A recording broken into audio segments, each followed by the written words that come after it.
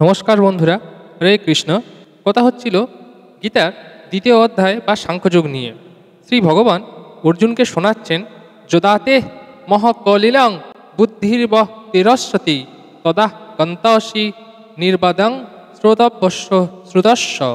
অর্থাৎ যখন তোমার বুদ্ধি মোহরূপ গহন দুর্গ পরিত্যাগ করিবে, তখন তুমি শ্রোতব্য ও শ্রুতার্থে বৈরাগ্য প্রাপ্ত হইবে। শ্রী ভগবান অর্জুনকে আরও শোনাচ্ছেন, শ্রুতি বিপ্রতিপন্না তে যদা শাস্ত্রস্বতি নিশ্চলা সমাধা বচলা বুদ্ধিস্তদা যোগাম্য সদস্যসি। অর্থাৎ যখন ওঙ্কার ধ্বনি শ্রবণে তোমার বুদ্ধি অবচলিত হইয়া পরমেশ্বরে নিশ্চল ও অভ্যাস পটুতা বশত স্থির থাকিবে, তখন তুমি যোগ প্রাপ্ত হইবে। অর্জুন ভগবানকে বলছেন, স্থিতপ্রজ্ঞস্য কা ভাষা সমাধিস্থ কেশব স্থিতধি কিং প্রভাসেত কিমাসিত ব্রজেদ কিম। অর্থাৎ হে কেশব, যোগে অবস্থিত স্থিতিপ্রজ্ঞের লক্ষণ কি? স্থিতধি ব্যক্তি কি কহেন, কি রূপ থাকেন, কি রূপ চলেন? একথা অর্জুন শ্রী ভগবানকে বলছেন। কোথায়? ধর্মক্ষেত্রে কুরুক্ষেত্রে দাঁড়িয়ে যখন অর্জুন যুদ্ধ থেকে বিরত থাকার জন্য তার মনে সংশয় তৈরি হয়েছিল এবং গান্ডীব রেখে দিয়ে সে যুদ্ধ করবে না বলে মনস্থির করেছিল। একথা সঞ্জয় অন্ধ ধৃতরাষ্ট্রকে বর্ণনা করছেন। কুরুক্ষেত্রে কি ঘটছে?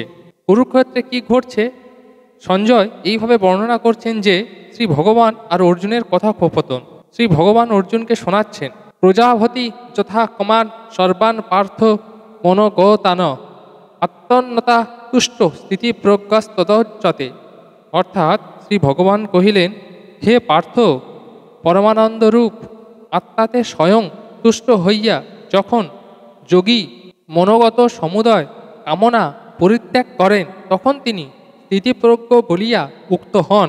শ্রী ভগবান অর্জুনকে আরও বলছেন, দুঃখেষু নো দিগ্নমনা সুখেষু বিগত স্পৃহা বিতরক ভয় ক্রোধ স্থিতর্ধিমুর নিরচ্যতে। অর্থাৎ স্থিতপ্রজ্ঞ ব্যক্তি দুঃখে অনদিগ্বিঘ্নত চিত্ত, সুখে স্পৃহা শূন্য, অনুরাগ ভয় ক্রোধ শূন্য, মুনিকে স্থিতধি বলে। শ্রী ভগবান আরও বলছেন, যা সর্বাত্রানাভি স্নেহস্ততা প্রাপ্য শুভাশুভম নাভিনন্দতি ন দেষ্টি তস্য প্রজ্ঞা প্রতিষ্ঠিতা। যিনি সকল বিষয়ে মমতা শূন্য এবং সেই শুভাশুভ প্রাপ্ত হইয়া আনন্দিত বা বিষাদিত হন না, তাহার প্রজ্ঞা প্রতিষ্ঠিত হইয়াছে। শ্রী ভগবান কুরুক্ষেত্রে যুদ্ধে বিরত থাকা সংশয়যুক্ত অর্জুনকে বলছেন, যদা সংহরতে চায়ং কুর্মান্নহ নিব সর্বাস্ব ইন্দ্রিয়ানি ইন্দ্রিয়া ভবস্ততা প্রজ্ঞা প্রতিষ্ঠিতা।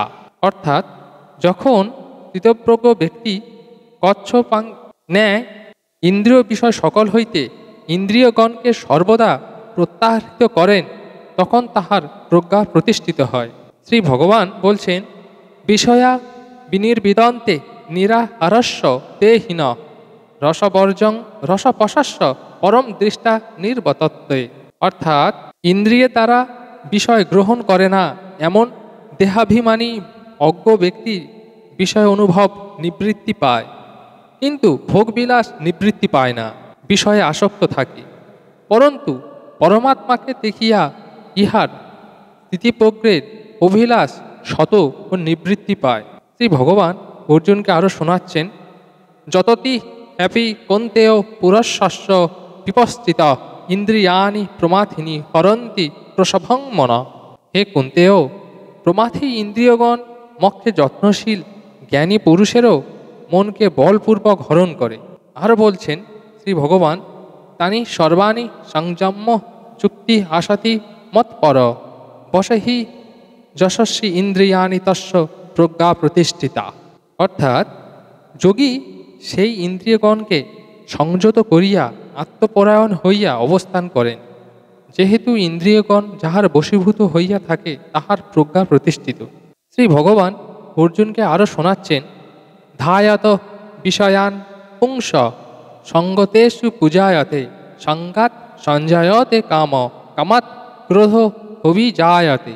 অর্থাৎ বিষয় চিন্তারত পুরুষের সেই সকল বিষয়ে আসক্তি জন্মায়, আসক্তি হইতে কামনা জন্মায়, কামনা হইতে ক্রোধ উৎপন্ন হয়। আর বলছেন তারপর কি হয়? শ্রী ভগবান বলছেন, ক্রোধাদ্ভতি সম্মোহ, সম্মোহাৎ স্মৃতিভ্রম, স্মৃতিভ্রমাং সদা বুদ্ধিনাশ, বুদ্ধিনাশাৎ প্রণশ্যতি। ক্রোধ হইতে সমাহত হয় বিবেক, সম্মোহ হইতে স্মৃতিভ্রম ঘটে, স্মৃতিভ্রম হইতে বুদ্ধিনাশ, আর বুদ্ধিনাশ হইতে মৃত্যুতুল্য হইতে হয়। শ্রী ভগবান বলছেন, রাগ দেশ বৈষাযুক্ত বিষয়া নিদ্রিয়শ্চিরণ, আত্মবৈশ্য বীর্ধে আত্মা প্রসাদ সমধিগচ্ছতি। অর্থাৎ রাগদেশহীন আত্মবশীভূত ইন্দ্রিয় সকল দ্বারা যার বিষয় ভোগ করিলে বশীভূত চিত্ত ব্যক্তি শান্তি লাভ করিয়া থাকেন। শ্রী ভগবান বলছেন, প্রসাদে সর্বদুঃখ খানাং অনিরস্য পূজায়তে, প্রসন্ন চেত সহস্র বুদ্ধি পর্যবষ্টিতে। অর্থাৎ আত্মপ্রসাদ জন্মিলে বশীভূত চিত্তের সর্বদুঃখের নাশ হয়, প্রসন্নচিত্ত ব্যক্তির বুদ্ধি শীঘ্রই প্রতিষ্ঠিত হয়।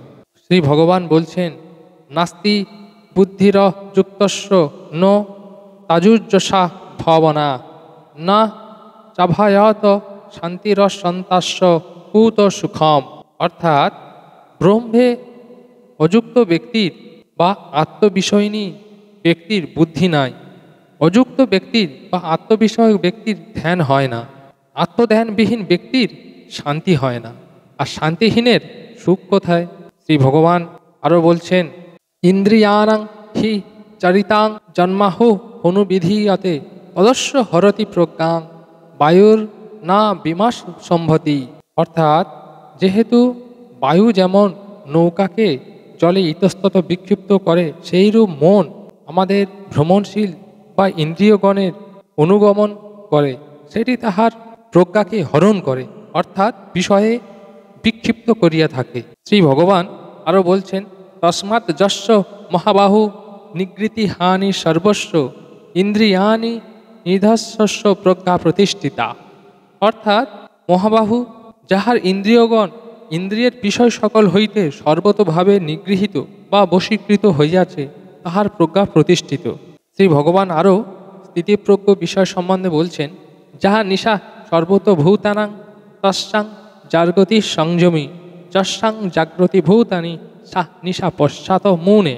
অর্থাৎ সর্বভূতের পক্ষে যাহা আত্মনিষ্ঠা নিঃস্বারূপ, তাহাতে সেই আত্মনিষ্ঠাতে জিতেন্দ্রীয় ব্যক্তি প্রবুদ্ধ থাকেন, বিষয় বুদ্ধিতে সর্বত প্রবুদ্ধ থাকে, তাহা বিষয়নিষ্ঠা ও আত্মদর্শী মনির পক্ষে নিশাস্বরূপ।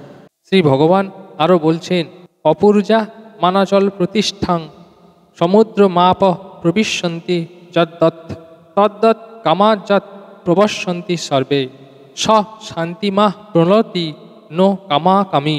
অর্থাৎ আপর্যমান হইয়া চঞ্চল এতাদৃশ সমুদ্রে জল প্রবেশ করে, সেই রূপ যাহাতে কামনা সকল প্রবেশ করে, তিনি শান্তিপ্রাপ্ত হন, প্রভাবে অবচলিত থাকেন, তিনি শান্তি ও মোক্ষ লাভ করেন, কিন্তু ভোগ কামনশালী ব্যক্তি শান্তিপ্রাপ্ত হয় না।